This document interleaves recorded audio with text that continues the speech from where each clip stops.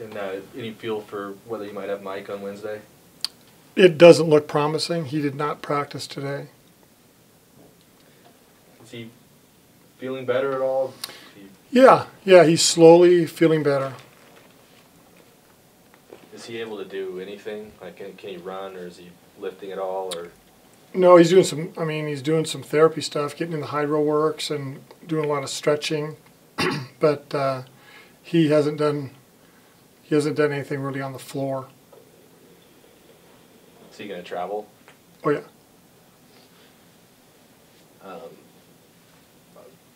Any idea whether Saturday might be better for him, or is it just kind of a wait and see? Well, there's a better chance to play Saturday than there is Wednesday. There's a better chance to play, against Washington than there is against the Arizona schools. Right. But it's really just kind of a wait and see situation right now. Hopefully that knee calms down a little bit more than where it's at right now, and that would allow him to play through the pain. What do you think about the way Bryce Levitt's played, with the shorthanded roster? I think Bryce has done a great job, especially for a freshman.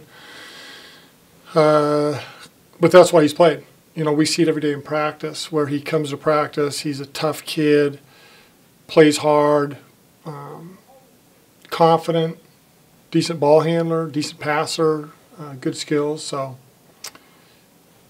what you see is what you get out of him. And he's helped us last couple of games. I saw after the Oregon State game, he mentioned that, it's awful to lose Mike, but he's ready to go and step in. How nice is that to have someone who just comes in with that confidence? You don't even need to build it up, really. No, it's great. It's great to have guys that believe in their own abilities, and especially when there's a reason why. A lot of guys believe that they can do certain things, but they don't back it up. Bryce backs it up. He competes hard every day. Sure. Is that one of those things where you have to encourage him a little bit? Hey, we want you to take 5, 6, 7 shots a game, or what do you see his role being in this offense? His job right now does not involve points or getting shots. It's more handling the ball, running the offense, playing good defense, just being a good, solid player out there. If he gets a shot or gets an opportunity to drive it, which he's done a number of times, and we want him to look for those situations. But right now, his role is not to go in and score. Sure. So you're thinking maybe between 15 and 25 minutes a game for him, or? Oh, it's very situational. Next game he could play 5 minutes. He could play 25 minutes. Yeah. It's just kind of wait and see. Are guys in foul trouble? Are guys handling the ball well? Just kind of who's doing what. But we know he's ready to go. And so far he's done a good job of stepping in there and competing. Sure. What's the takeaway from what Jahi Carson did the first time against you guys, and how do you kind of apply that to defending him this time? It's a great question. It's a tough answer because he's a really hard guy to defend. And I think a number of teams have found that out, that he's a good enough shooter. You have to respect his shot. And yet, if you get up in him, he's a great driver. He can score. He can deliver the ball to other guys. He's really good on the on-ball. So he's a hard guy to defend. I guess to answer your question better, I'm not sure we know any more now than we did 3 weeks ago. Yeah. He's still really good. If I recall, I think you threw a couple guys at him at different times in that game. Royce was saying in practice he might be taking him on. Do you know who might be guarding Carson? It'll be the same thing. It'll be multiple guys. Okay. There'll be different guys that defend him during the course of the game. Okay. Now I wanted to ask, I remember after the Oregon game you had mentioned Monday's practice you knew was going to be great just because of the attitude of the guys. How did you feel practice was today? It's great. Guys worked hard, actually. That's why we went 10 extra minutes. The attitude and the effort was there once again, and guys are working, so it makes it fun. With Mike out, even though he's out, do you feel like the way you guys played this last week and how close it was and how you fought back and all that, do you feel like you're closer to breaking through in one of those kind of games, or it's hard to say when you're shorthanded? It's hard to say. It's hard for me to say. It'd be nice to have him out there, even though I thought our guys pulled together and competed in both of those games quite well. I wouldn't trade that for having Mike. We'd love to have Mike out there with us. Royce was saying that, you know, obviously he's gotten more comfortable as the season's gone on, you know, just getting out and playing games again. What he's done the last few times out, and especially on Saturday, that aggression and all that, have you asked more of him as the season's gone on, or have you wanted to see that from him all year, but maybe he's just more comfortable doing it now? We've needed it more as of late, so we've tried to create situations where he has opportunities to be more aggressive, to make plays. Are those, I mean, just ISO with him, or? Not really, not really. Some of it's an on-ball. There's a lot of times where he's involved in a number of scenarios, but I think the fact that Mike's out, you ask other guys to step up, and you end up getting them more touches, so there's more opportunities. And then, you know, kind of like the way Devontae played against OSU, he's confident, so then we're confident in him. We end up going to him more. Same as Royce the other night. Royce is playing well, playing confident, so we end up trying to create situations where he has the ball in his hands more often than maybe earlier in the season or 2 weeks ago or earlier in the game even. You think you sent a message to Devontae? I mean, he didn't shoot real well on Saturday, but you went right to him, needing a three, and he hit it. I mean, you feel like that was good for him in a game like that? Yeah, Devontae's a big-time shooter, especially when the game's on the line. You know, we just had a couple mini scrimmages in practice, and he loves taking that big shot.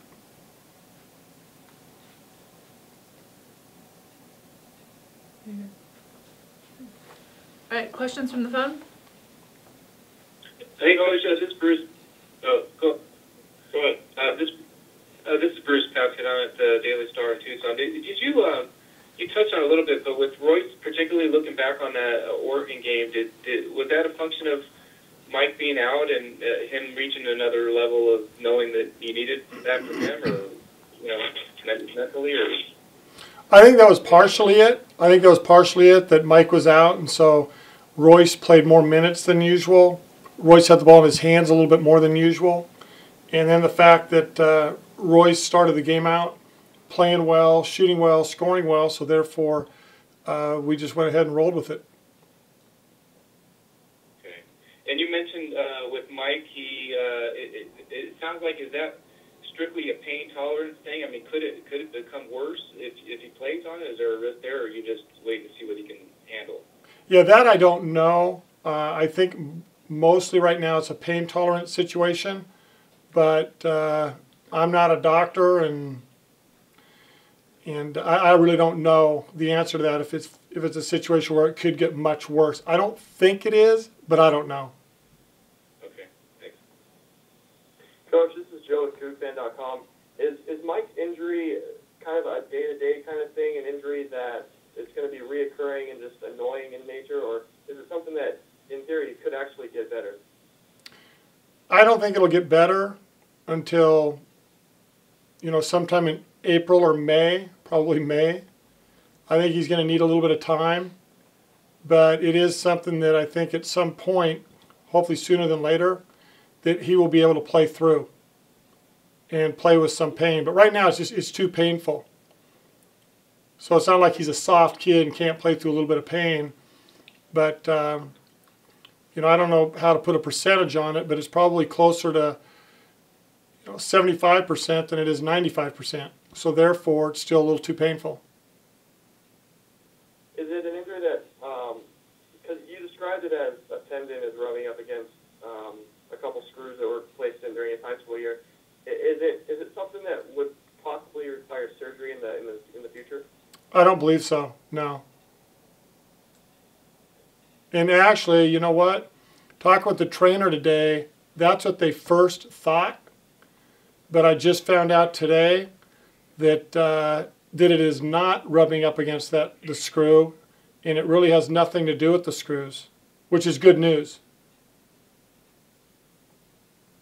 It's the tendon. It's the tendon that's sore.